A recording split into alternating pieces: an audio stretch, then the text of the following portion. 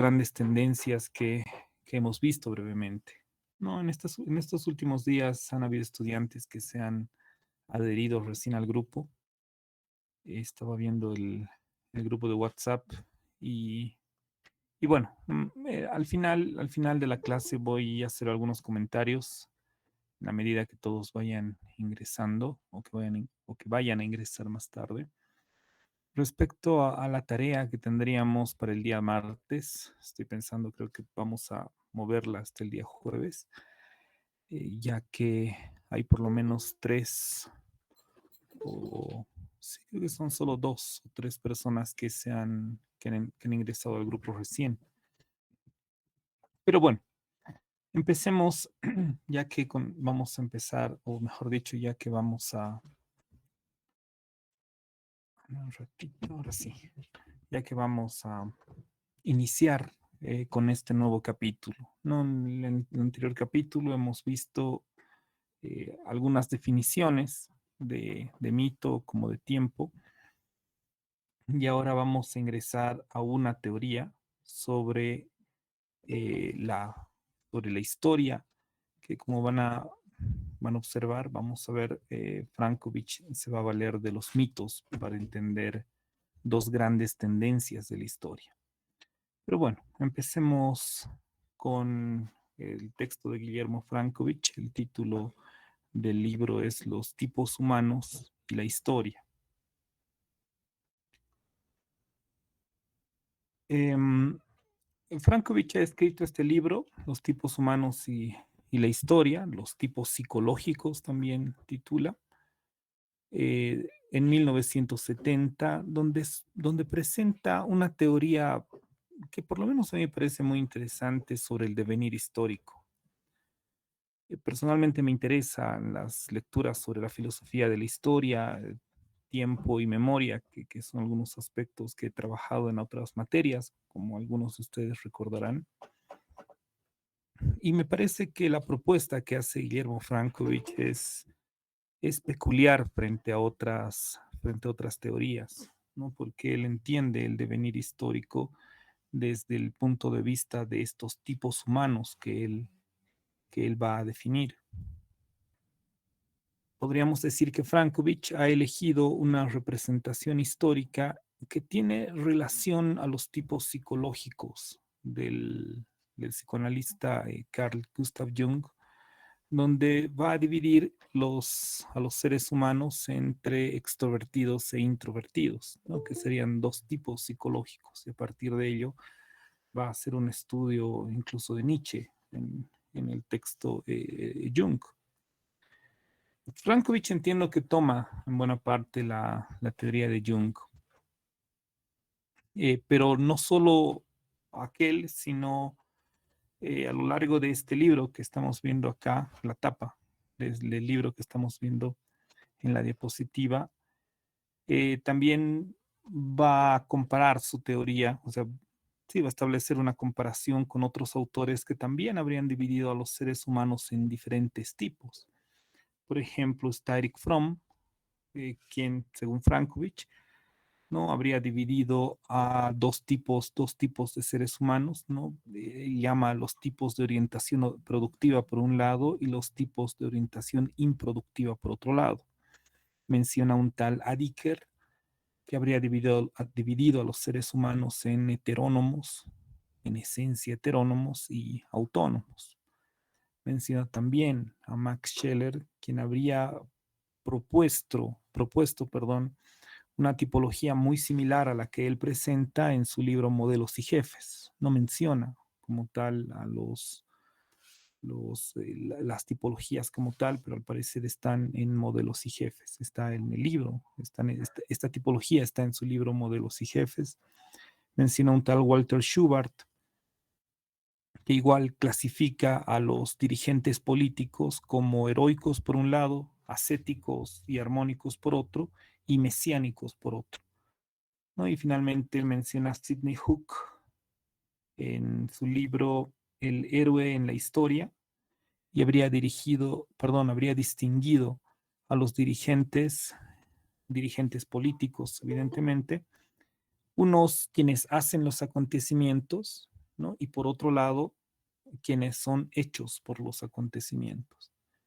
Y en esta línea va la propuesta de Guillermo Frankovich respecto a estos tipos humanos. No ha mencionado primero a Carl Gustav Jung debido a que parte del el título es los tipos humanos y la historia, los tipos psicológicos, entre paréntesis, como pueden ver, debido al título mismo de la obra de Jung, ¿no? Los tipos psicológicos, donde va a ser esta división entre estos dos tipos de, de seres humanos, podríamos decir. Entonces, Frankovich, déjenme pasar. Este libro además es uno de los dos que entiendo, no sé si existen algunos otros, que escribió bueno, no los escribió en México, pero se publicaron en México, junto a otro libro que se llama La Búsqueda, que es una filosofía de la religión. Frankovich, como algunos de ustedes lo han debido leer, tiene una tendencia poco convencional, podríamos decir, en la época. No se parece en nada a Zabaleta o Sergio Almaraz o el propio Montenegro, ¿no? Cuya corriente nacionalista, en el caso de Montenegro, es fundadora y, bueno, y fundamental para el devenir de la revolución del 52, o un Zabaleta con una inspiración marxista muy clara, al igual que Sergio Almaraz. No me animo a decir que son marxistas ortodoxos, creo que no lo son, ni Almaraz ni Zabaleta, pero en todo caso su teoría tiene incidencia, bueno, Marx en todo caso, o bueno, Lenin en buena medida, para Sergio Almaraz especialmente, tiene incidencia en su propia teoría. En el caso de Frankovich, no.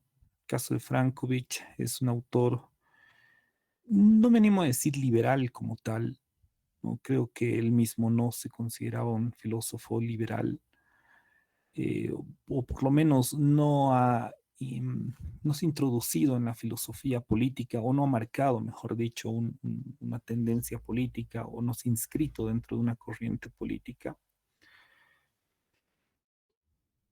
Ha sido candidato, no quiero decir que tampoco ha sido político, ha sido candidato porque fue invitado en 1947, si no me equivoco.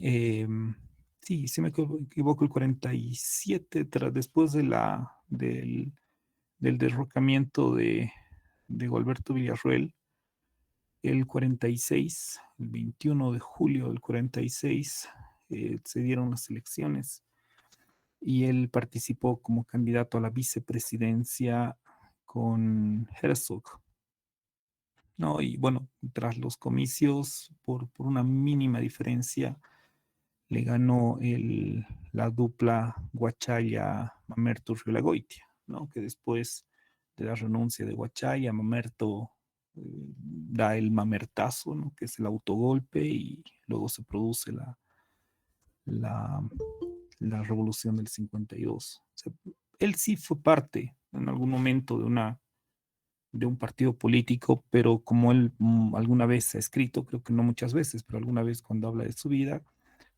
es porque fue invitado, ¿no? Se caracterizó siempre, creo, su, por su conocimiento, por sus dotes como intelectual, ¿no? Luego de salir de la universidad, ocupó la cátedra de, si no me equivoco, es filosofía del derecho, ¿no? Quien entonces era quien reemplazó a uno de los más importantes de la época, no recuerdo el nombre, del derecho en Bolivia, y dio clases, entiendo, incluso sin tener propiamente el título, cuando estaba en proceso, y después de dar clases, creo que unos años, se fue, y entró al servicio diplomático, ¿no? Y pasó prácticamente toda su vida al servicio diplomático de diferentes gobiernos y bueno, hasta que lo llaman para pedirle que sea vicepresidente. Tiene un poco la vida de Reinaga, o bueno, no la vida, sino ocurre lo mismo con Reinaga, ¿no? Ambos estudian derecho, tanto Frankovich como Reinaga. Sin embargo, ninguno de los dos llega a ejercer propiamente su profesión, ¿no? Reinaga se vuelve rápidamente político, diputado por el MNR en las elecciones del 45, 44, no estoy seguro, y, y bueno, y luego pasa prácticamente a vivir de sus libros y de la política en algún sentido, ¿no? En el caso de Frankovich, sale de la universidad, sale muy joven, a los 23 años, asume la cátedra muy joven y luego pasa al servicio diplomático. No entiendo que ninguno de los dos llegó propiamente a ejercer el derecho. Eh, Frankovich estudia en la Universidad San Francisco Javier de Chuquisaca, igual que Reinaga. ¿No? Reinaga lo conoce a Frankovich no en la universidad, sino en La Paz, en un curso en el que Frankovich dio sobre, sobre Sócrates, de un curso pues, precisamente para la carrera de filosofía. Y bueno, esto lo menciona Reinaga, esto no lo menciona Frankovich, que es el momento donde lo conoce y donde también lo decepciona y bueno, una serie de cosas. Entonces, bueno, Frankovich es un filósofo, yo creo, eh, yo lo asumo como filósofo, él mismo no se ve de esa manera. De hecho, su libro La filosofía en Bolivia creo que tiene un título muy bien pensado, porque no es la filosofía boliviana, no es la filosofía en Bolivia, cómo las tendencias y las corrientes filosóficas han ingresado en Bolivia, ¿no? De ahí que va a definir, bueno, en su última fase, el positivismo, el marxismo, etcétera. Eh, y claro, él mismo se ve, en algún momento él sostenía que se veía como un filósofo ilustrado, aunque él mismo no se sentía propiamente filósofo, ¿no? Él afirmaba que era simplemente un cultor del pensamiento ajeno, ¿no? Más o menos. Menciona Frankovich en sus palabras como un cultor, es la palabra del pensamiento ajeno. Y bueno, buena parte de su vida se dedicó a escribir no solamente sobre historia, historia del pensamiento, hizo textos muy relacionados con la filosofía, como los ídolos de Bacon. Eh, Hay otro texto igual relacionado a los mitos que vamos a ver más adelante.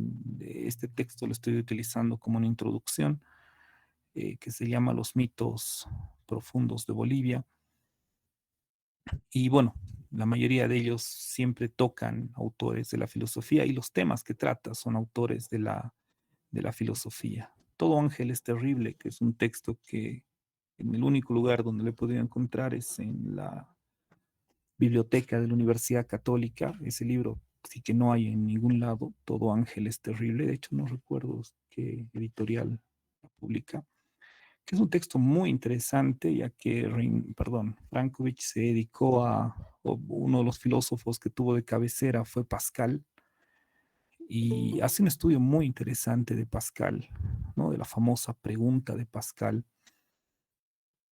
que lleva incluso a comparar o a llevar a la pregunta de Pascal a la propia teoría de Marx en el manifiesto comunista, ¿no? Entre otros autores. Pero bueno, esto como una pequeña introducción a este autor, creo yo no muy conocido, ¿no? Sus libros más famosos son Pachamama y Supa, y donde está su más famoso cuento, que es Supa y como tal, y Los ídolos de Bacon, pero creo que Frankovich tiene una potencia en la filosofía mucho más, más interesante.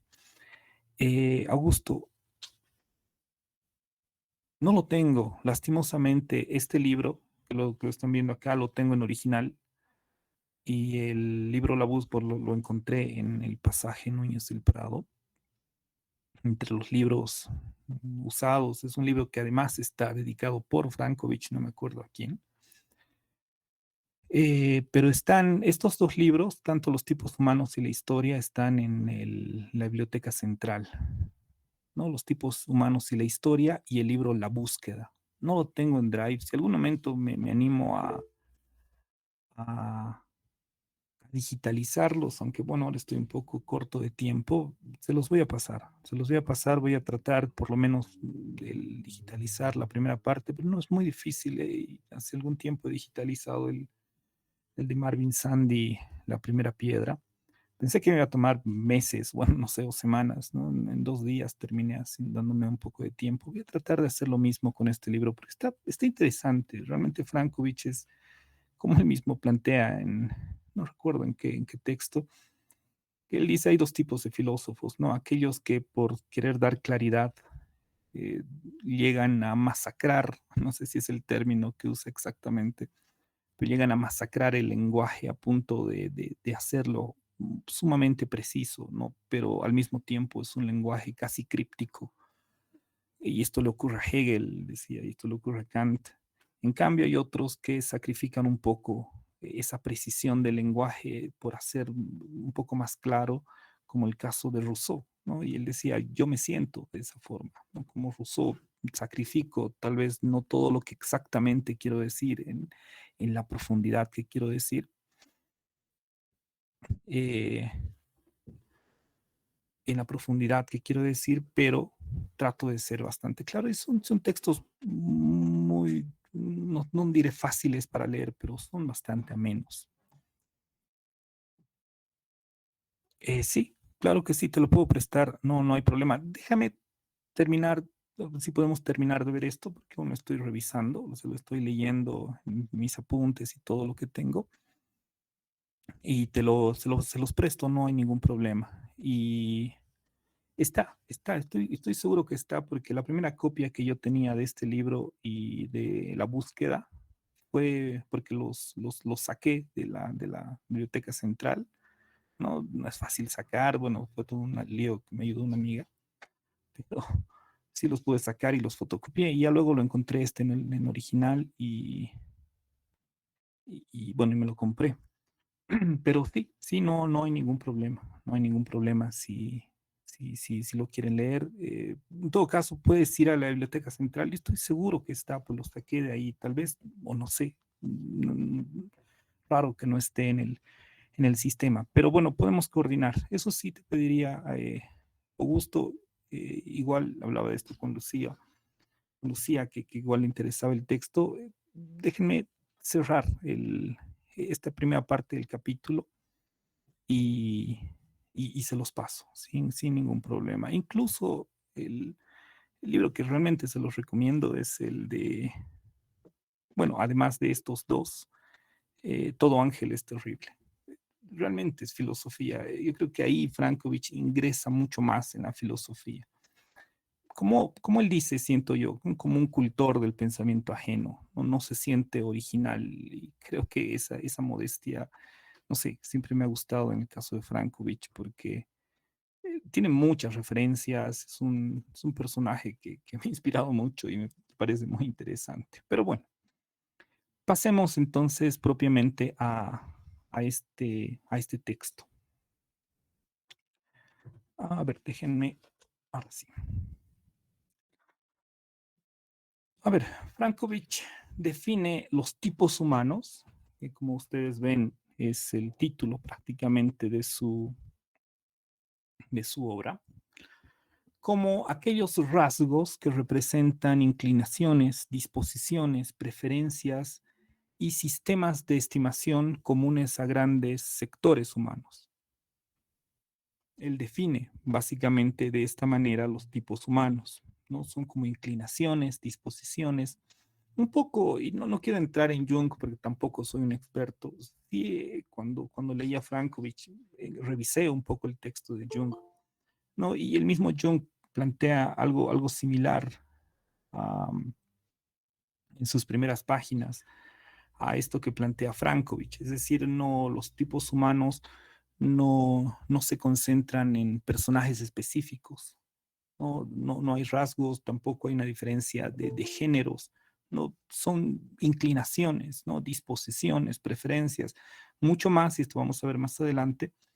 eh, Tampoco los tipos humanos existen en la realidad, y esto aclara Frankovich, como también Jung, tampoco existen de manera pura, ¿no? No es que unos son, ya vamos a ver la tipología que plantea Frankovich, no es que unos son solamente esos y los otros son otros, ¿no? En la realidad estamos mezclados, si vale el término, en términos de esta tipología.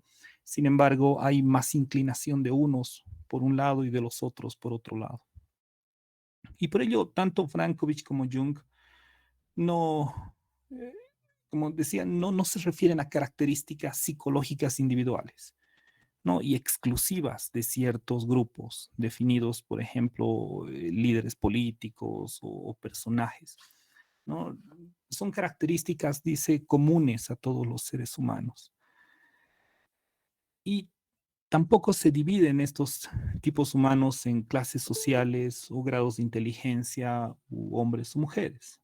No, definitivamente la clasificación o la tipología va en otro sentido, como vamos a ir revisando poco a poco a lo largo de esta clase.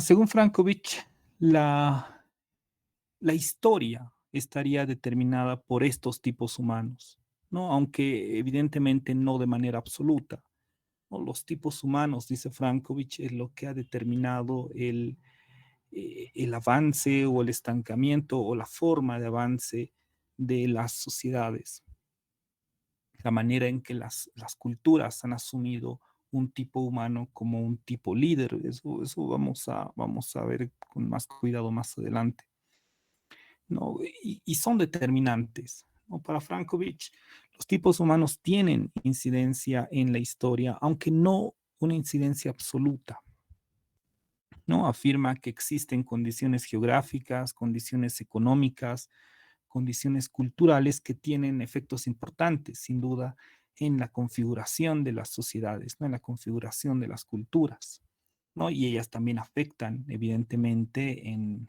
la historia, en el progreso, mejor dicho, en el proceso histórico,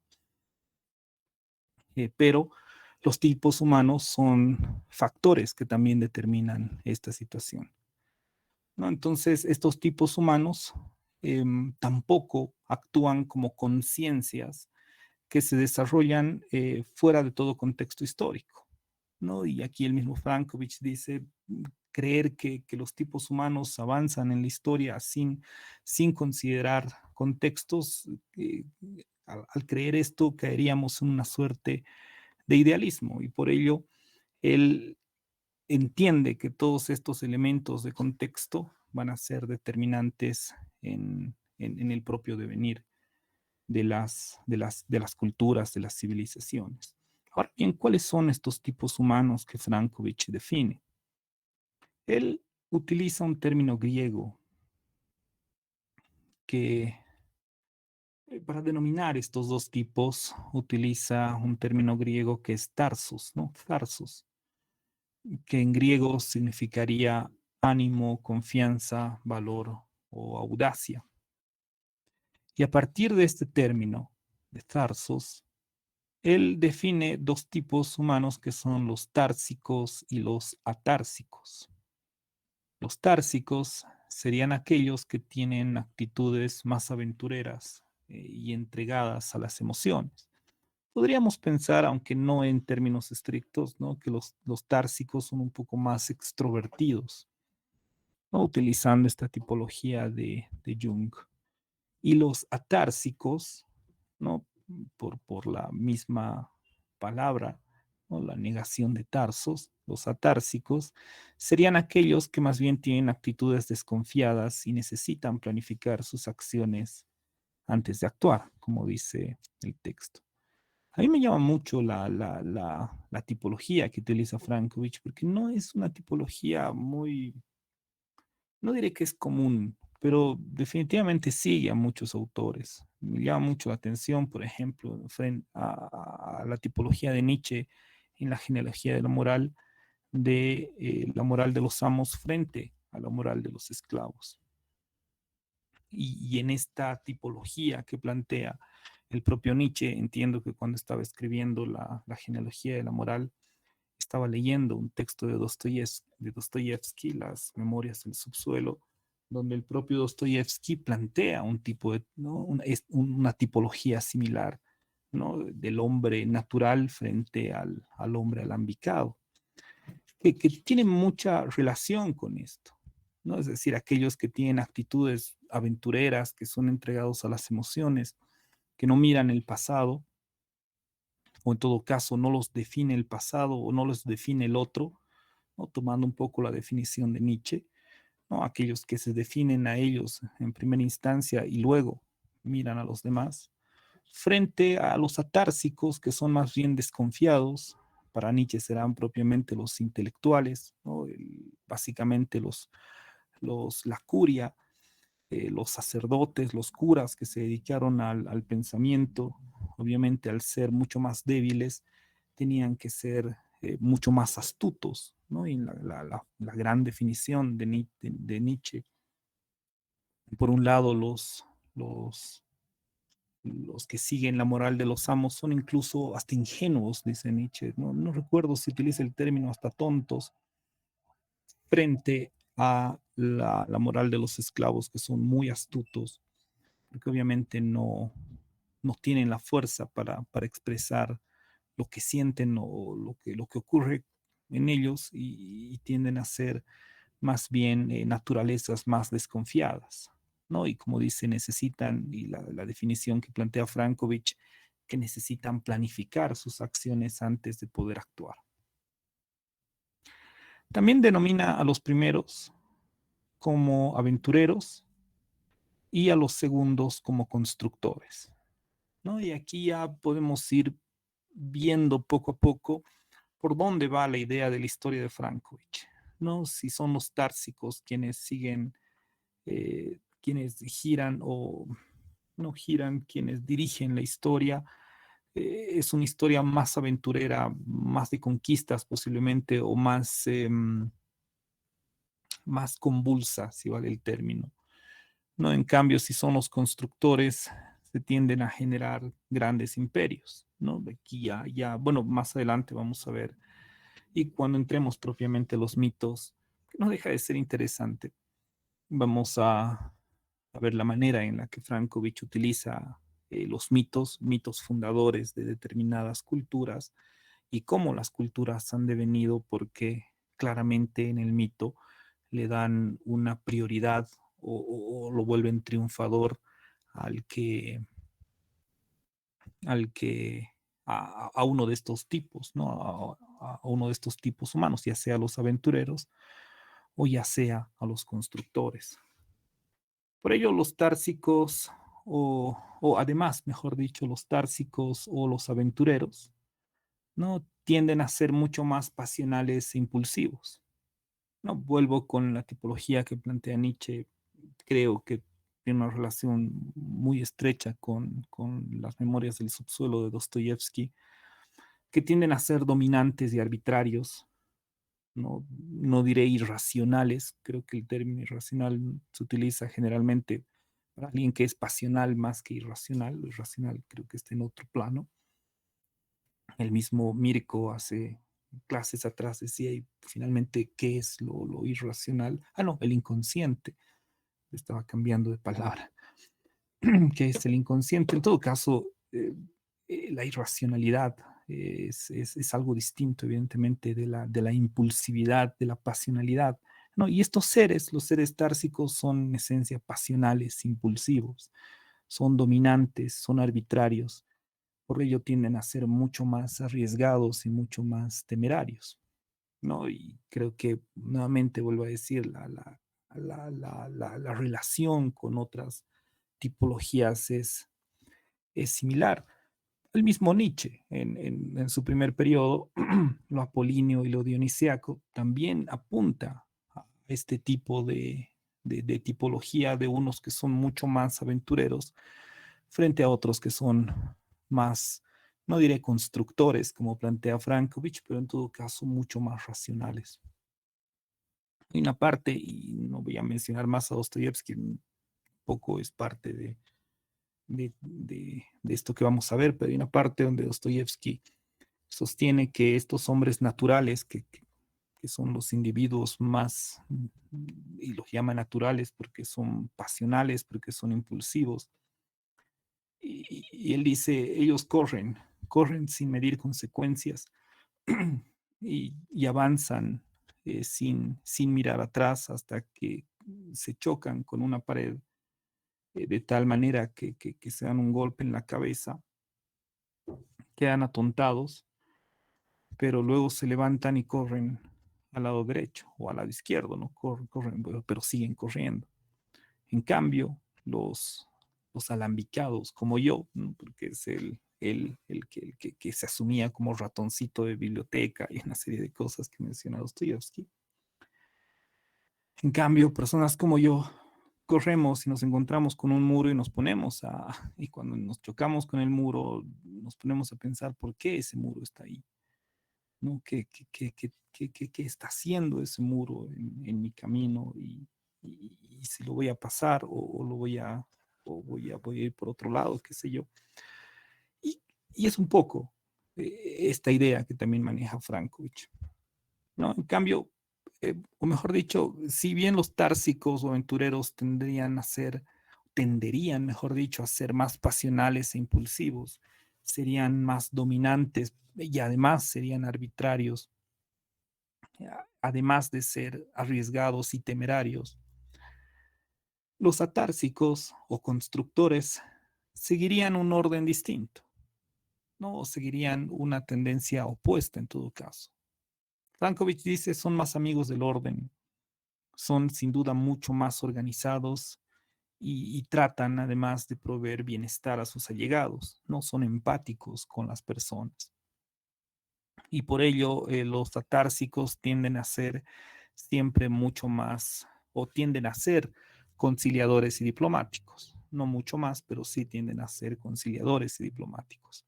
Esto bajo estos dos opuestos. Vuelvo a decir lo que mencionaba hace un momento, que no existen tipos humanos puros, ¿no? Es decir, en la realidad, dice Frankovich, todos tenemos algo de társico y algo de atársico, en todo caso, pero sin lugar a dudas, una de estas tendencias es más fuerte en nosotros, ¿no? Hay quienes son más arriesgados, más pasionales, más arbitrarios, más dominantes, lo que no quiere decir que sean organizados, ¿no? Tampoco es negar las cualidades de uno frente a otro.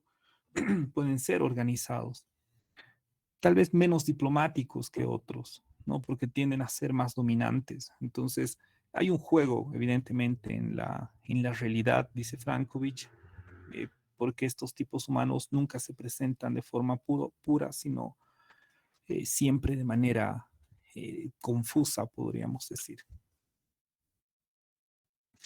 Entonces, ¿qué tiene esto que ver con los mitos? ¿No? Ya he adelantado un poco hace un momento en la relación que tiene, bueno, la relación que va a establecer Frankovich con los mitos. Porque a partir de estos tipos humanos, Frankovich afirma que existen mitos, y eso vamos a ver un poquito más adelante, que él denomina de los hermanos enemigos, ¿no? El famoso mito de los hermanos enemigos, que al parecer todas las culturas de la humanidad tienen este mito, ¿no? No siempre son hermanos como tal, pero sí tienen esa relación, lo vamos a ver más adelante. Y estos mitos definen de alguna manera el devenir de la propia historia. Entonces, partamos del hecho que todas las culturas de la humanidad han construido narraciones míticas, ¿no? En su más famoso texto de Barth, eh, cuando habla sobre el análisis estructural, él empieza el texto afirmando que todas las culturas tienen relatos, ¿no? Todas las culturas del mundo tienen relatos. Sigamos con Frankovich, que no solo son relatos, sino son relatos míticos. Pero Frankovich afirma que además han servido de marcos referenciales de la vida social, de la vida política e incluso de la vida espiritual de las culturas. Para Guillermo Frankovich, los mitos constituyen la sabiduría inicial del ser humano. ¿No? Él afirma en su texto que la fe ingenua, ¿no?, que proviene del mito es reemplazada por el raciocinio, de manera que desaparecen los personajes fantásticos y legendarios y la historia pasa a ser movida por una voluntad universal o por una idea eterna. ¿No? Pero aquí hay un tránsito, evidentemente, del mito a este paso del raciocinio. Menciono esto porque obviamente Frankovich está también asumiendo que los mitos son un periodo eh, que pasan a la historia, es como un periodo primigenio de la humanidad. Sin embargo, en su libro Los mitos profundos de Bolivia, creo que es un libro mucho más, bueno, son 14 años si no me equivoco, pero es un libro que sale el 84 frente al 1970. Creo que es un texto donde trabaja mucho mejor la idea del mito, ¿no? La idea del mito como algo presente en cada momento de la historia, ¿no? En este caso, si ustedes pueden ver el texto, él menciona que sí existen mitos como una sabiduría inicial, pero poco a poco el raciocinio, la razón, va a reemplazar esta fe ingenua del mito y por ello los personajes legendarios desaparecen y la historia ya no está movida por estos héroes legendarios, por estos personajes fantásticos, sino por una voluntad universal o por una idea eterna, ¿no? De alguna manera podemos pensar posiblemente en Hegel. Entonces, para Frankovich, el mito, y esto en relación a Aristóteles, tendría la semilla de una verdad, ¿no? Que está representada obviamente en una ficción. Y bueno, y en el texto de los mitos profundos de Bolivia, afirmará también que existen mitos en las sociedades modernas, mitos profundos que reflejan deseos y aspiraciones en la sociedad.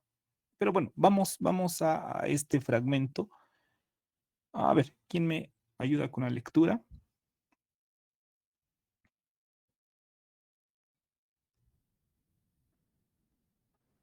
A ver, denme minutos de que cargue esto. Aquí está. A ver, Alejandro Uriarte, ¿estás? Dicen, yo puedo leerlo. Claro que sí, claro que sí. Perdón, dame un minuto. Ivette, ¿verdad? Te Los, agradecería mucho. los mitos y la humanidad. El mito no es arbitraria mistificación ni fabulación caprichosa, como frecuentemente se piensa. Por el contrario, es la representación en forma concreta y cargada de imágenes, de verdades recogidas en situaciones críticas o en repeticiones del acontecer social. Su simbolismo conserva el sentido de las confusas experiencias, que es a veces más importante que los detalles circunstanciales. Frankovich, 70, página 30. Te agradezco mucho, Ivette. Ivette, ¿qué nos está planteando en este fragmento que acabas de leer? Yo lo voy a leer una vez más para que le hagas una lectura silenciosa, si vale el término, y luego un comentario igual, alguien más que está percibiendo en este texto de Frankovich. A ver, el texto dice, el mito no es arbitraria mistificación ni fabulación caprichosa, como frecuentemente se piensa. Por el contrario, es la representación en forma concreta y cargada de imágenes de verdades recogidas en situaciones críticas o en repeticiones del acontecer social. Su simbolismo conserva el sentido de las confusas experiencias, que es a veces más importante que los detalles circunstanciales. ¿Qué nos dice Frankovich en este fragmento? Ivette, o quién quiere hacer una interpretación de lo que nos está planteando acá Frankovich. O bueno, en todo caso, Ivette, que acabas de leer el texto también. Ya, yo creo que hay palabras claves como mistificación y representación, ¿no?, que me llaman la atención y creo que nos está diferenciando de que como la mayoría de nosotros pensamos que el mito es algo místico, algo de una cultura, pero por el contrario es más bien una representación, ¿sí? Algo concreto, que no es una solamente imaginación, una fabulación. En corto, eso sería mi participación así en corto. Esos son los términos, las palabras que creo que tienen sentido al diferenciarse de que tal vez la mayoría de las personas pensamos que un mito es algo imaginativo, místico, más allá de nuestros sentidos. Y más bien nos dice que es algo concreto, ¿no? Es una imagen concreta. Vale, te agradezco mucho, Ivette. ¿Quién más? ¿Quién más? ¿Qué entienden de esta, de esta frase, de esta cita de Frankovich? ¿Qué nos está planteando Frankovich en este texto?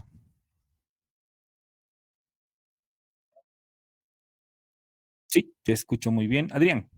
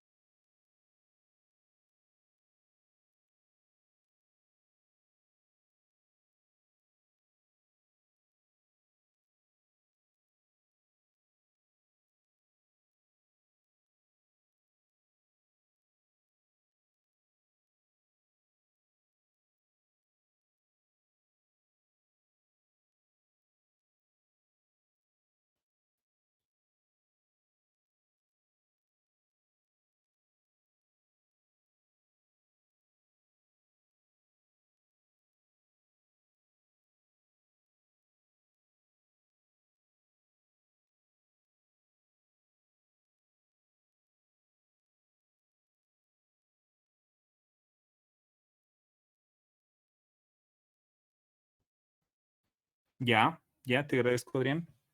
¿Alguien más? ¿Qué pasa en este caso? ¿Qué nos dice Frankovich en este Buenas texto? tardes. Ay, perdón. Creo que me he Alma, cortado. ¿verdad? No te preocupes. Sí, Alma.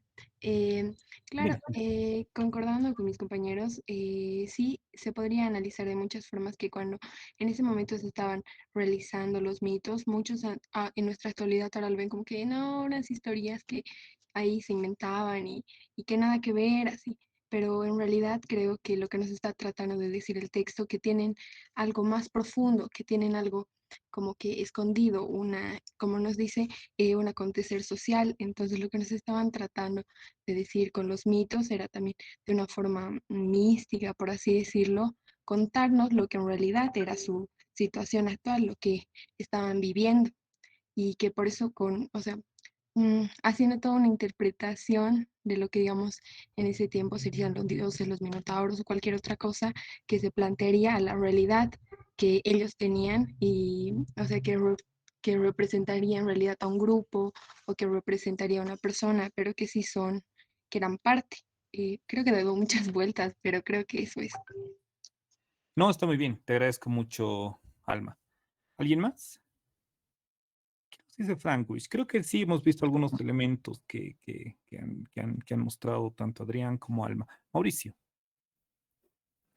Sí, un poquito para complementar lo que han dicho los compañeros. Me parece, no estoy muy seguro de que se está refiriendo a los primeros mitos, donde se, digamos, representaban ocasiones, circunstancias como lluvias, desastres, truenos, etcétera, y no se podía, digamos, saber por qué de estos aconteceres naturales en la mayoría de los casos, ¿no? Entonces, sí había una, una carga social en el tema, porque, digamos, había pérdida de cosechas, podía haber pérdida de personas, etcétera, etcétera, ¿no? Entonces, me parece importante donde dice la palabra cargado de imágenes, porque a mi entender el mito estaba vinculado tanto con el arte, con la religión. Ambos estaban juntos, porque se refieren a dioses y se refieren y lo expresan con, digamos, técnica, ¿no? Como puede ser pintura o como podemos ver la literatura, ¿no? En Hesiodo y demás. Entonces, me parece importante mencionar eso, ¿no? De que en un principio la religión y el arte estaban unidas, mencionando la expresión del mundo. Y posteriormente, cuando ya se tiene más certeza sobre los hechos míticos, se van separando, ¿no? Eso, Liz. Vale, te agradezco mucho, Mauricio. Augusto, Sí, bueno, aportando ya lo que decía tal vez los compañeros, tal vez pensando ex negativo es, si dice que no es arbitrario, quiere decir que el mito tiene un orden, ¿no? Y si vamos un poquito más allá, tal vez el mito tiene una estructura. Y si nos dice que tampoco es una fabulación, es decir, una creación, un invento, no se puede decir que no es algo 100% inventado, ¿no?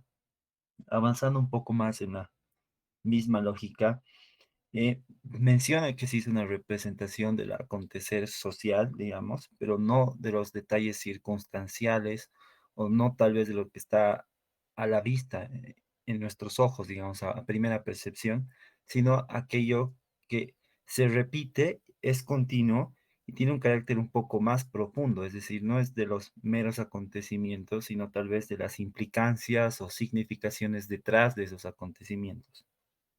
Eso sería todo. exacto, gracias, Augusto. No sé si alguien más tiene algún comentario.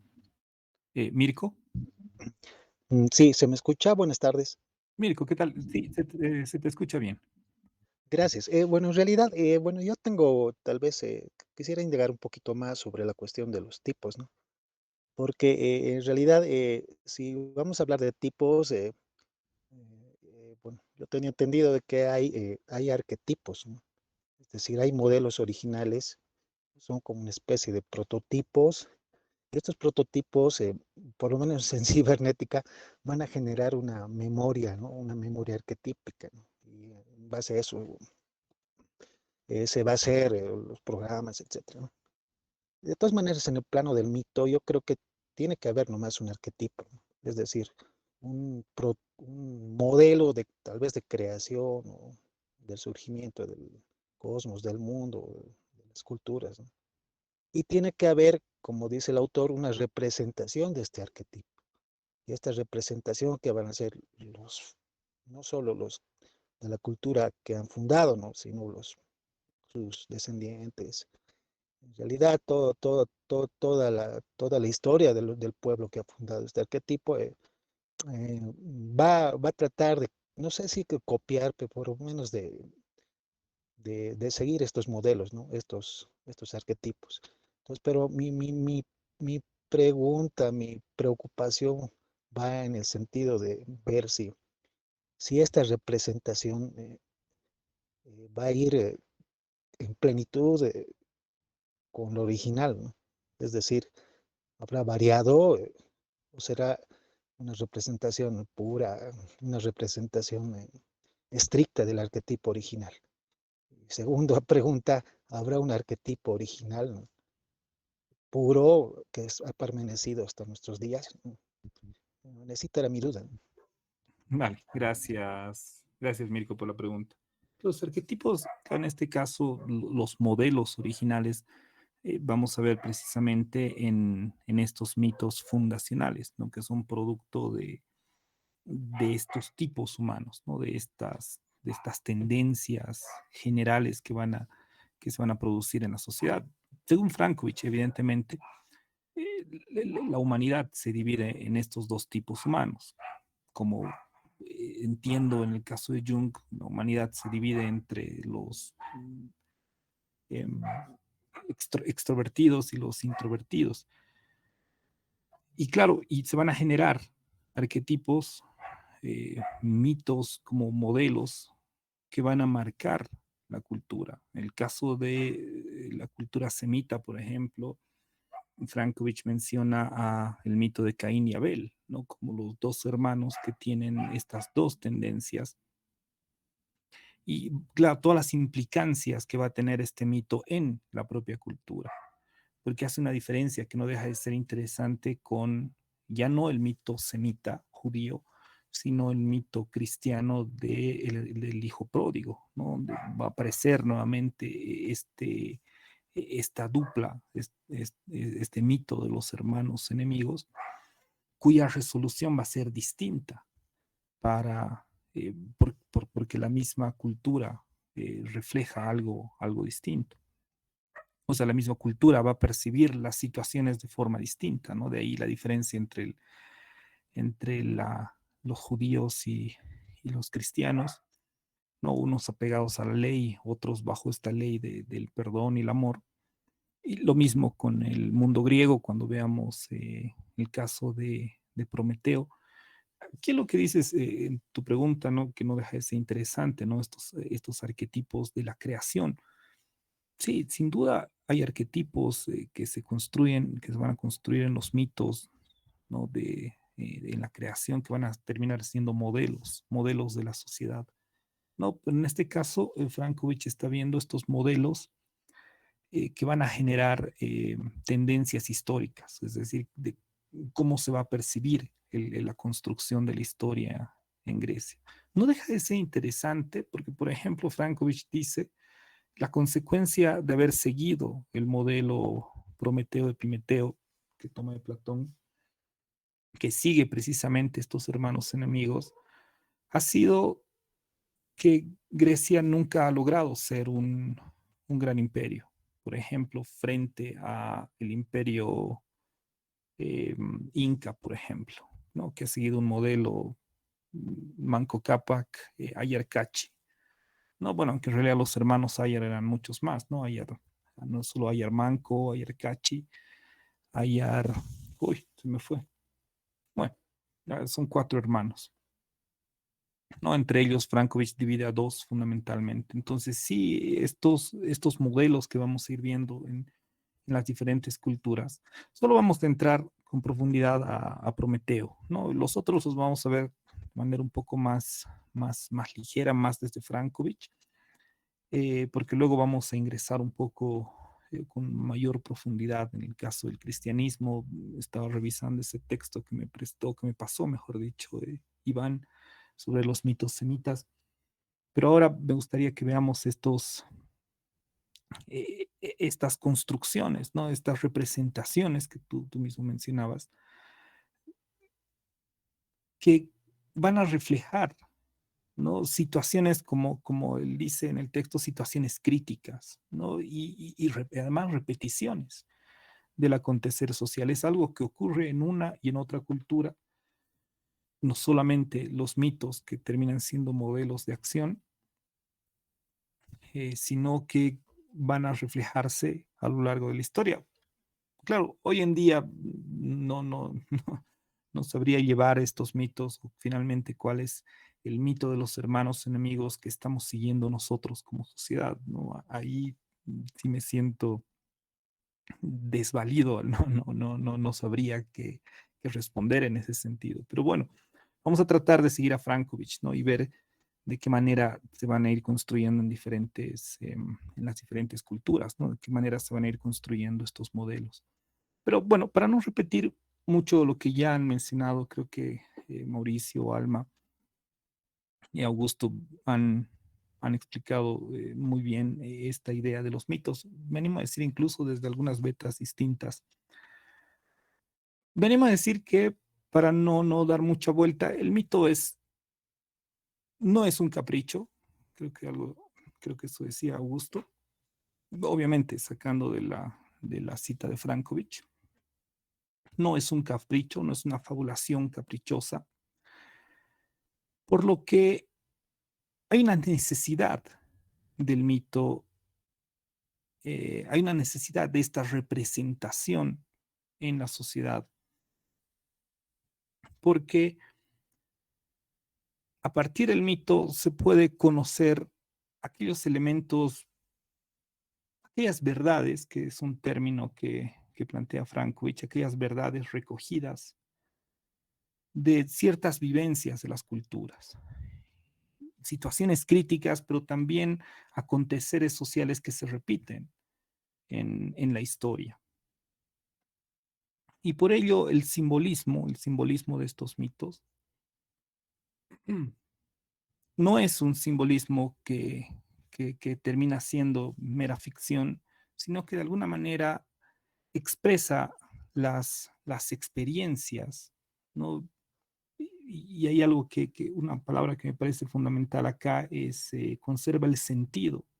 Es decir, conserva el sentido de las experiencias, ¿no? No solamente las experiencias como tal, sino cómo ellos comprendían las acciones que tomaban como dentro de su propia cultura, que a veces, dice Frankovich, es mucho más importante que los detalles circunstanciales.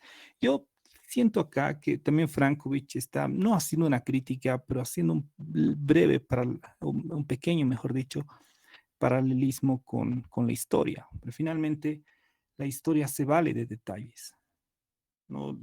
Las mejores construcciones históricas, si pongo un ejemplo, ¿no? De María del Valle de Siles, en su famoso libro La rebelión de Tupac Katari.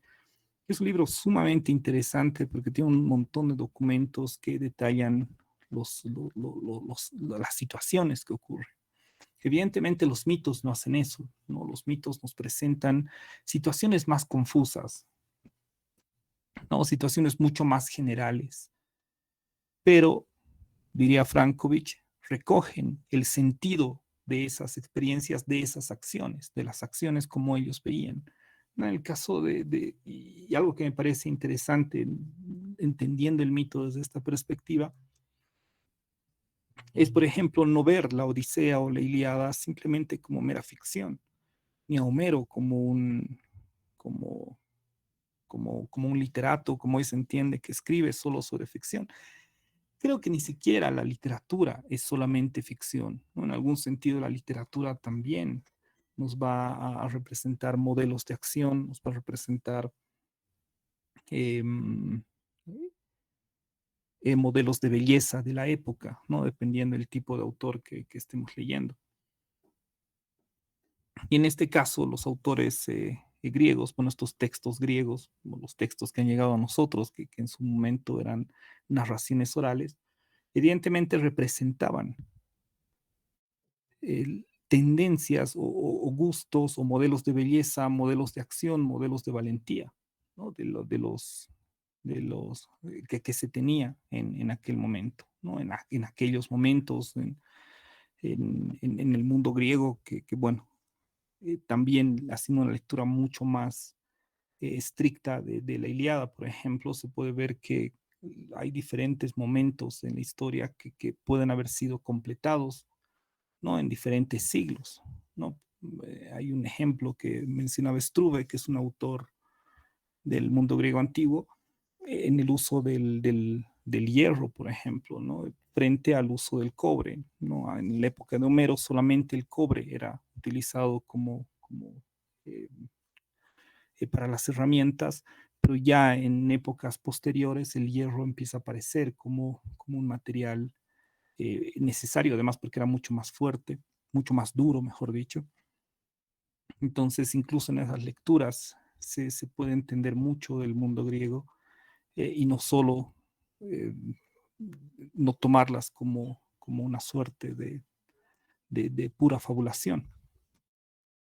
Por ello, en este caso, nosotros lo que vamos a ver, Perdón. perdón, Entonces en realidad sería, ¿se llenaría ese vacío que siente todo hombre de lo desconocido?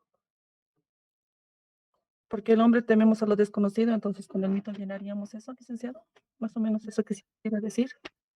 no tanto lo desconocido, sino, y tomando un poco a Frankovich, sino representaríamos en esas ficciones, en esas narraciones, aquellas tendencias que están en nosotros como cultura, ¿no? Aquellas, como dice precisamente acá, situaciones críticas o repeticiones del acontecer social, ¿no? Aquella naturaleza nuestra.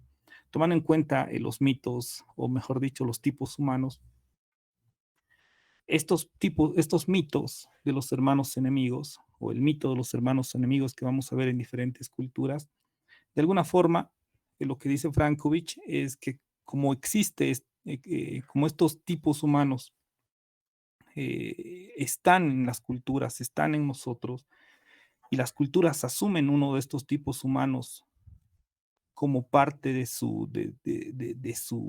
la construcción de su propia sociedad, ¿no? Ya veremos la diferencia de los griegos frente a los incas, por ejemplo, o los semitas, o el caso de México, de los aztecas, ¿no? En la medida en que ellos asumen uno de estos tipos humanos como quien va a dirigir el progreso de su propia cultura, entonces los mitos que ellos reflejan van a reflejar precisamente eso, un triunfo de uno de los hermanos frente al otro, ¿no? O en el caso de Caín y Abel, el triunfo de uno que es duramente castigado después, ¿no? Pero bueno, eso vamos a ver con más detalle. No diría tanto el misterio, creo que es el término que utilizabas, sino diría un poco más que el mito lo que va a hacer es reflejar aquello que posiblemente no es que no sea podido, o en todo caso, que no sea racionalizado, o mejor dicho, que no se ha podido explicar en términos racionales. No creo que racionalizar es un término distinto. Perdón, licenciado. Entonces, ¿sería una necesidad para nuestra sociedad o para las sociedades que han pasado? Yo diría que ha sido una necesidad, o que es, mejor dicho, una necesidad de la sociedad. De alguna forma, las narraciones, los relatos eh, se dan en todas las sociedades viven de relatos, no solo bajo un interés lúdico, sino también bajo una forma de comprender nuestras identidades, ¿no? El hecho de narrar nuestra historia, por ejemplo, más allá de los datos que se puedan tener, construimos héroes en nuestra cultura, en nuestra sociedad, en nuestro país, ¿no? Héroes nacionales y todo ello. Surgen héroes, decaen otros, ¿no? Tupac Katari hace algunos años aparece como héroe de la República o héroe nacional. Y obviamente todos estos héroes están acompañados de relatos que en muchos casos podríamos entender míticos. Míticos porque en estos héroes, en estos relatos estarían cargados precisamente de estos elementos que son internos a nosotros, ¿no? De nuestra, no diría de nuestra naturaleza, pero sí de cómo somos, de nuestra idiosincrasia, creo que es un término más correcto, ¿no? Vuelvo a esto que dice Frankovich, ¿no? Reflejan aquellas situaciones críticas, así como reflejan repeticiones del acontecer social que están plasmados en estos héroes en formas de narraciones. Yo siento que va un poco más allá en el sentido de la identidad, ¿no? Los mitos construyen identidades, o mejor dicho, representan nuestras identidades, nos vemos reflejados en ellos, así como diría Nietzsche respecto a los dioses, por ejemplo, ¿no? Que finalmente los dioses son un reflejo de las culturas, de ahí que las culturas agrícolas tienen dioses agrícolas, o las culturas guerreras tienden a tener dioses que son guerreros, ¿no? Entonces son representaciones de nuestras propias identidades, de cómo nosotros nos vemos a nosotros mismos, y en algún sentido esos mitos también reflejan elementos que no son visibles a primera vista, ¿no? Como estos tipos humanos que vamos a ver a lo largo de la clase o de estas clases.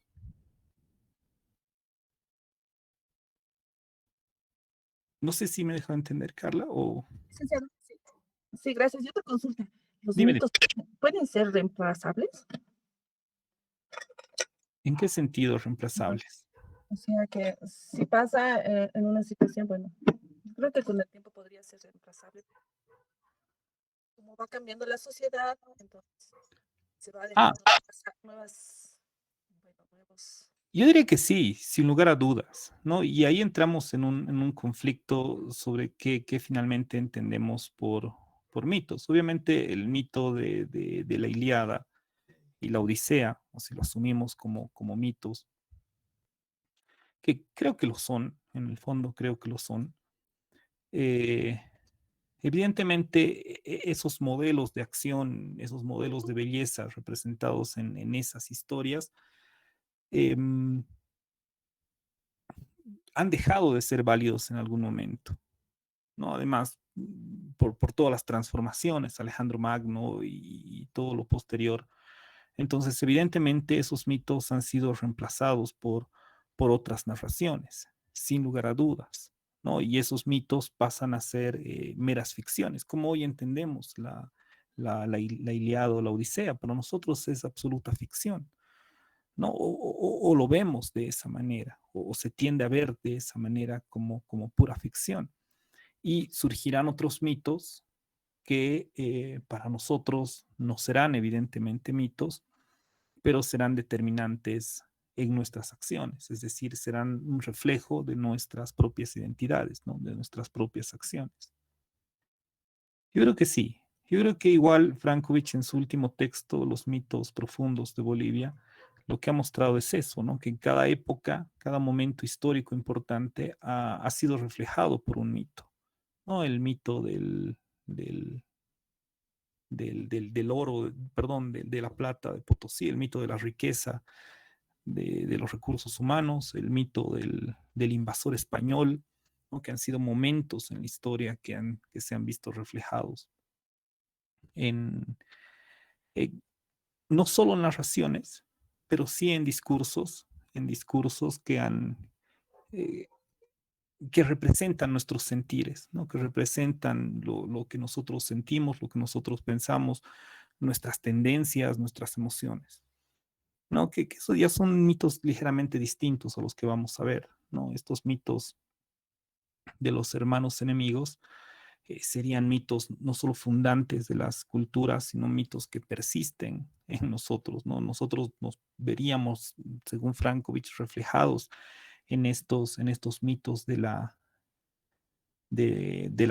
estos mitos de los hermanos enemigos, que es precisamente lo que quiero que entremos ahora, porque son parte de la naturaleza humana, ¿no? Serían mitos que no van más allá, o mejor dicho, que no son necesariamente contextuales, aunque obviamente cada cultura ha narrado estos mitos desde una perspectiva referente, evidentemente, a su propio contexto, ¿no? Y este es el llamado, el famoso mito de los hermanos enemigos, perdón, ahora sí. Entonces, el mito de los hermanos enemigos narra la historia de dos o más hermanos que poseen características psicológicas opuestas. Por un lado, lo que hemos visto, ¿no? Los társicos, ¿no? Que serían los aventureros, frente a los constructores, ¿no? Que serían los otros tipos.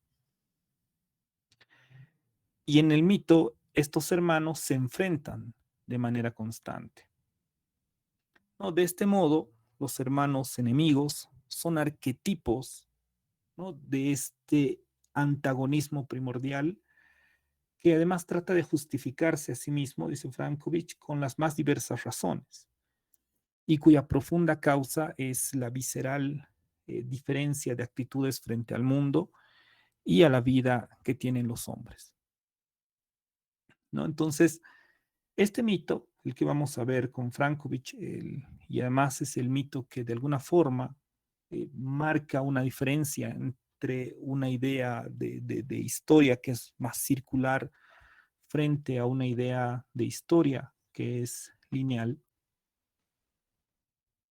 se constituye, como dice Frankovich, en arquetipos de un antagonismo que se da en la sociedad hasta nuestros días, ¿no? Que más allá de las razones que vamos a ir viendo en el caso de los mitos, por eso mencionaba, por ejemplo, el caso de Caín y Abel, el caso de el hijo pródigo, eh, Quetzalcoatl y Tezcatlipoca del mito azteca, el caso de Ayermanco o Manco Cápac frente a Ayercachi.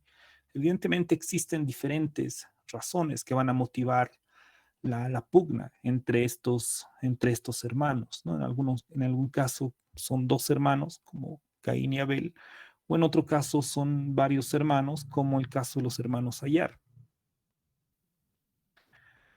Pero en todo caso, lo que se va a reflejar en todo este proceso es esta diferencia de esto que es fundamental en Frankovich, de actitudes frente al mundo, ¿no? De cómo yo voy a ver la historia, cómo voy a ver el mundo y cómo me enfrento al mundo. Por un lado, como decía hace un momento, los aventureros tienen una característica, tienen la característica de ser mucho más pasionales, impulsivos, tienden a ser más dominantes y arbitrarios, ¿no? Frente a los atársicos, frente a los constructores, que tienden a ser más organizados, más amigos del orden y por ello mismo mucho más conciliadores y diplomáticos, ¿no? Entonces, estos hermanos enemigos aparecerían por este motivo en las historias, en los mitos de prácticamente todas las culturas del mundo, ¿no? Frankovich menciona algunos mitos japoneses e hindús, pero bajo diferentes formas. O sea, el esquema es el mismo. Dos o más hermanos que por una manera de ver el mundo, de enfrentarse al mundo, de actuar sobre el mundo, terminan en una pugna donde uno de los dos de alguna manera triunfa, ¿no? Es una lucha muchas veces de uno contra uno o varios contra uno solo, ¿no? Y aquí, bueno, Frankovich menciona que en algunos mitos son seres antropomorfos, en otros son seres zoomorfos, pero siempre son hermanos o tienen una relación filial, pero se los reconoce fundamentalmente por las actitudes que toman frente a la realidad. No, lo que nos lleva a este último punto, no sé si alguien tiene alguna pregunta sobre lo anterior o duda, aunque bueno, vayamos con este texto más, por favor. No quiero dejar esto a medias.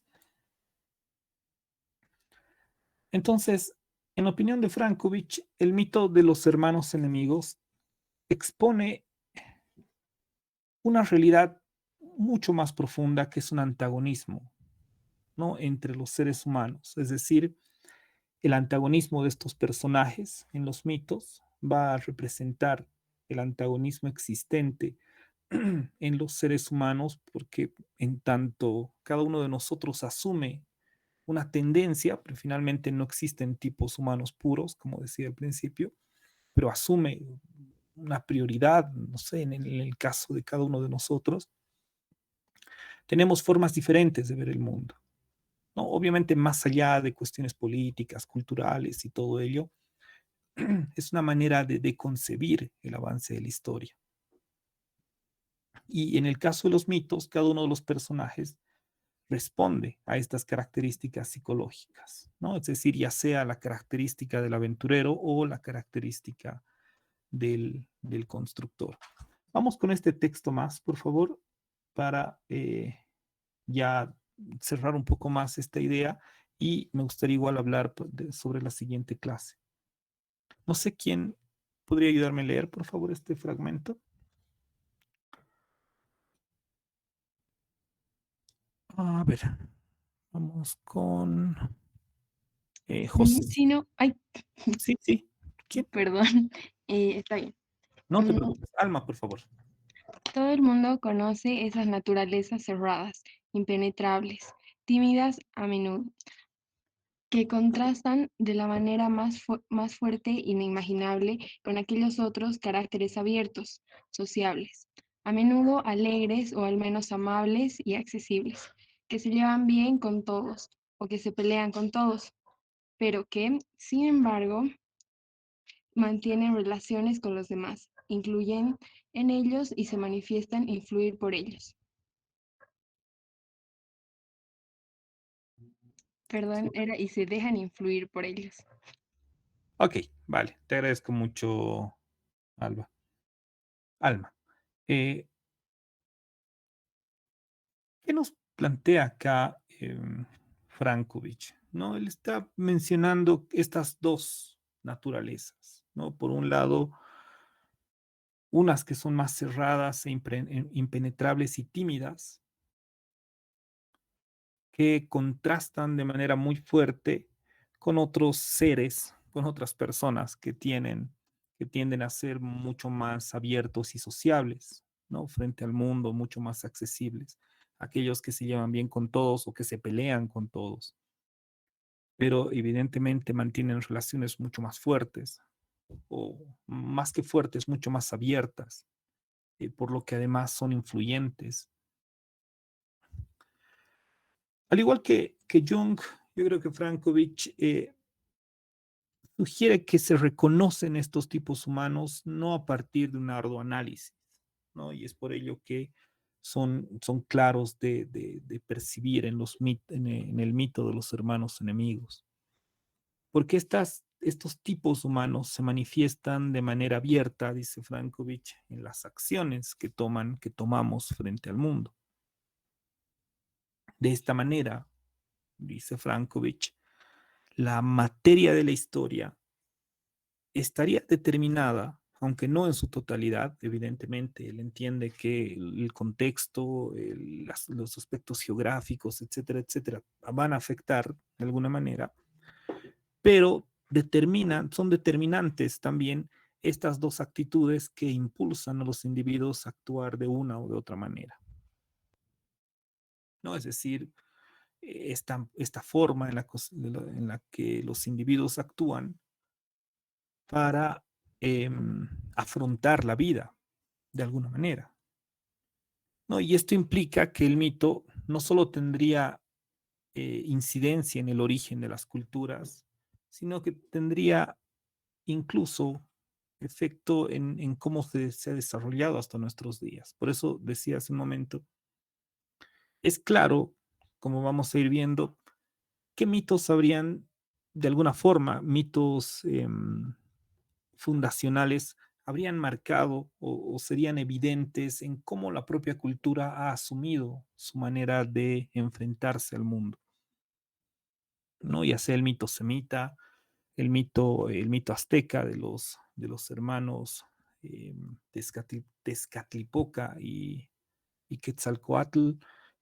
o el caso de los hermanos Ayar, el mito inca, o el caso de Prometeo y Epimeteo en el mito griego, ¿no? Y otros más que también va a mencionar, ¿no? La manera en la que se resuelven esos mitos, de alguna forma, como sostiene Frankovich, han sido representativos de cómo ellos mismos, estas culturas, han asumido su posición frente al mundo o asumen su posición frente al mundo, ¿no? Y evidentemente esto llegaría hasta nosotros, pero ahí obviamente yo no sabría qué mito de los hermanos enemigos sería decisivo en la construcción de nuestra propia humanidad o de nuestra propia sociedad, mejor dicho, no humanidad, sino no sé si decir de Bolivia, de los Andes, que no deja de ser interesante, ¿no? Que siempre se van a postular estos antagonismos, aunque bien la característica de estos hermanos enemigos, de estos mitos que vamos a ver, es que son familia, ¿no? De alguna forma, son familia, tienen lazos filiales, la mayoría de ellos son hermanos, pero hermanos que disputan el poder, disputan por alguna situación que es diferente en cada cultura, donde esta disputa se resuelve de alguna manera que corresponde a cómo la cultura está viendo las acciones. Bien, hasta acá. No sé si tiene algún comentario, alguna duda, alguna pregunta. Y ya cuando entremos a los mitos, evidentemente va a ser mucho más evidente, incluso para criticar la posición. Me parece interesante, siempre me ha parecido interesante esta idea de cómo se construye la historia. Existen diferentes posturas dentro de la filosofía de la historia. Me parece que es bastante original, porque obviamente Jung, ni Fromm, ni otros autores no han llevado estos tipos que han definido al plano de la construcción histórica, ¿no? Del devenir histórico, ¿no? Frankovich sí, ¿no? Y creo que eso lo hace bastante peculiar en su teoría.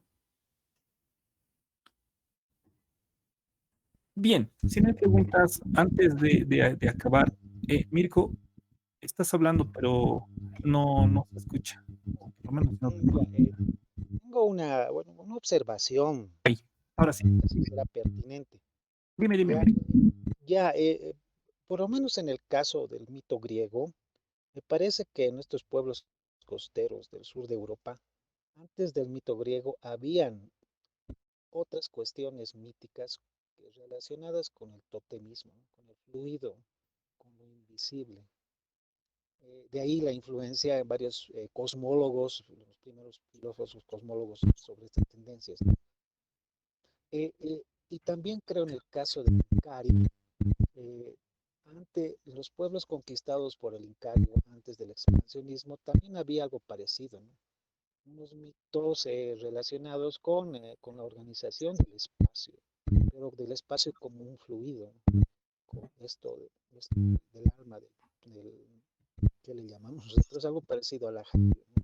Es decir, algo impersonal, más allá de cualquier referencia a un sujeto mitológico, ¿no? Me parece que estos mitos fundacionales que ya hemos visto tienen un móvil, ¿no? Yo creo que este móvil puede ser político y se relaciona mucho con el tiempo, ¿no? Han ido en contra de los mitos cosmológicos, de los mitos atemporales, los mitos impersonales, ¿no?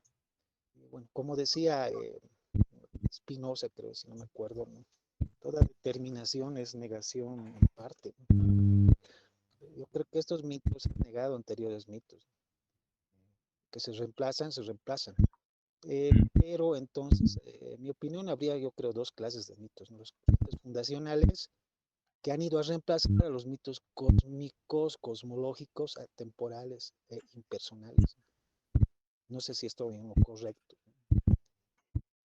Es una pregunta o una observación más que una pregunta muy, muy interesante. Evidentemente, si vamos más atrás, vamos a encontrar otra serie de sí, evidentemente, mitos, ¿no? Y ahí también habría que discutir el, los mitos que se han ido dando, o incluso las divinidades, aunque, como dices, habrán también mitos impersonales, incluso las divinidades propias del contexto, ¿no? Entiendo, y en esto sigo a Miguel Elvira Barba, que probablemente, obviamente no se sabe con exactitud, ¿no? La divinidad original del mundo griego, en esto en Creta y en el Ática, ha sido un personaje femenino que representaba la agricultura, ¿no? Luego todo este torbellino de dioses, ¿no? Zeus, Hades, Ares,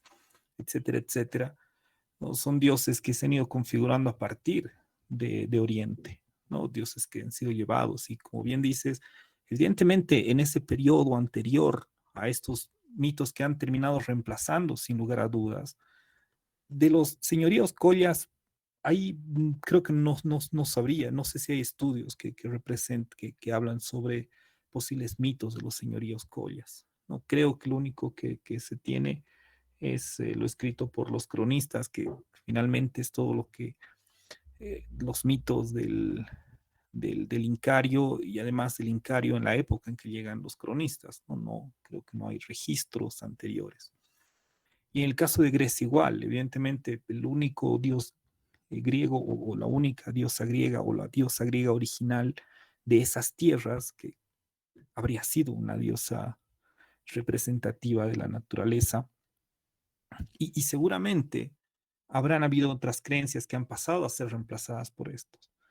No, ahí ya entraríamos en un ámbito, entiendo, mucho más complejo, ¿no? Un ámbito hasta histórico, de ver realmente si este mito de los hermanos enemigos, que bien dices, y es lo que me parece de esa manera, y lo quería mencionar ya cuando estemos con los mitos, que es bien político, ¿no? Evidentemente la mayoría de estos mitos son pugnas de poder, ¿no? Y estamos entrando también, obviamente, en configuraciones de la historia, pero también en configuraciones políticas, de maneras de ver cómo se construye la propia sociedad, ¿no? Entonces, podríamos ir más atrás y, bueno, sería un poco difícil, evidentemente, ir más atrás. Habría que revisar documentos que realmente se puedan revisar, perdón, que se puedan, que corroboren, mejor dicho, este antes de los mitos que estamos viendo.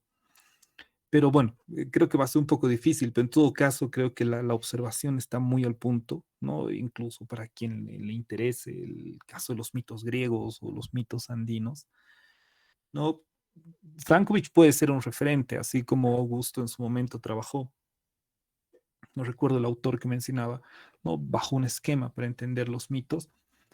Frankovich creo que puede ser un referente también para entender los mitos, pero no deja de ser interesante, ¿no? Esto que dice Mirko, de ir incluso más allá, ¿no? Si finalmente estos mitos han reemplazado, como también preguntaban hace un momento, Carla, si no me equivoco, o de qué manera han reemplazado esas otras formaciones culturales, ¿no? Los señoríos collas o el caso del mundo cretomicénico, que es anterior al periodo homérico, ¿no? E incluso antes del periodo cretomicénico, imperio cretense, y antes del periodo cretense, que seguramente existían relatos posiblemente o narraciones que seguramente han tenido eh, otras perspectivas, ¿no? Pero bueno, eso queda como, como una propuesta de quien puede profundizar evidentemente en esto, pero no deja de ser importante, ¿no? Para no asumir que estos mitos son los primeros en el mundo, definitivamente hay muchos otros que han sido definitivos. Ah, Rómulo y Remo es otro. Rómulo y Remo estaría dentro de estos mitos de los hermanos enemigos Isael, que los vamos a ver. Vamos a ver brevemente, no vamos a entrar a profundidad. Lo único que vamos a profundizar es el mito de Prometeo y Epimeteo. Y vamos a ver, ¿no? Cómo entiende Frankovich este mito de Rómulo y Remo, que es fundacional de Roma, que es parte de los hermanos enemigos. Ahora bien, en la siguiente clase habíamos quedado dar un pequeño parcial con los documentos que les había pasado, ¿no? Sin embargo, no todos estaban en el grupo. Bueno, hay algunas personas, si no me equivoco, 2 o 3, que se han incorporado al grupo después de la última clase. Entonces, para dar un poco más de tiempo y lo que me gustaría hacer, y además para profundizar un poco más el tema de Prometeo, que es un mito muy interesante. Eh, o les pediría en todo caso que traslademos este control de lectura para el próximo jueves. Lo que me gustaría que hagamos el martes es entrar al mito de Prometeo, ¿no? Desde la teogonía de Siodo. Vamos a ir revisando con algunos comentarios, algunos autores. Ustedes ya tienen para leer, voy a volver a enviar los documentos para quienes no estaban antes en el grupo, con todo lo que había escrito en su momento. Ustedes tienen para leer el Prometeo y Epimeteo de Platón, ¿no? Que es el texto que va a tomar Frankovich para construir esta idea, y el Prometeo encadenado, que es una obra maestra, ¿no? Creo que ese texto, y si les he pasado desde el principio de la clase o de la materia, es porque realmente es hermoso lo que decía Sergio en la primera clase, ¿no? Que pasamos, que es un texto muy interesante, es un texto que le tienen que dar mucha mayor atención que incluso el de Platón, que es mucho más claro, más evidente, mucho más simple. Además, bueno, Platón no va a tratar precisamente el problema del castigo de Prometeo. Eh, pero bueno, el Prometeo encadenado y creo que con el Prometeo encadenado, con el Platón, que espero ya puedan leer el Epimeteo y Prometeo y Epimeteo de Platón, y el martes revisamos lo de Hesiodo, lo que está en la teogonía. Tal vez con eso podremos profundizar un poco más en este texto, siguiendo la línea de Frankovich, de estos dos hermanos que se enfrentan en una pugna entre sí, ¿no? Y las consecuencias que tienen, no solo de Frankovich, vamos a ver algunos comentarios igual de algunos otros autores que han trabajado propiamente el mito de Prometeo. Bien, no sé si hay alguna pregunta, alguna duda. Entonces trasladaríamos el control de lectura. Es un control de lectura, no es un examen como tal, trasladaríamos el control de lectura de Platón, que está bastante corto el texto y bastante simple además. No es como el texto de Esquilo, para el siguiente jueves. Bien, ¿no hay ninguna pregunta, duda?